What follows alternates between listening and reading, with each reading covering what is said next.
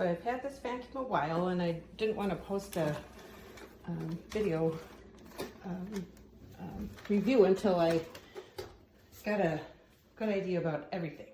First of all, the brush roll, I've never cleaned it since I got it. And with the other vacuum that I had, a Shark, which I hated, that was bagless, it would fill up immediately. I enjoy the length of the cord. It goes quite a ways.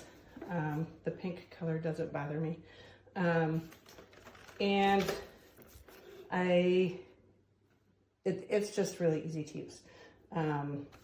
The wand releases quickly, one hand, up down below and up here. And then it's time for me to change the bag, so I thought I would review that, see how that worked for me. So it's just as easy as that, and open up the garbage here.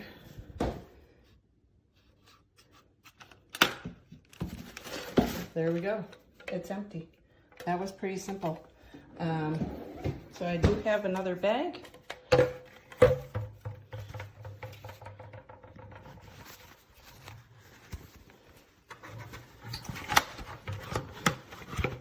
And it looks like I should be able to just slip it in here. I'm trying to do this one-handed. Oops. This might not work. Moment.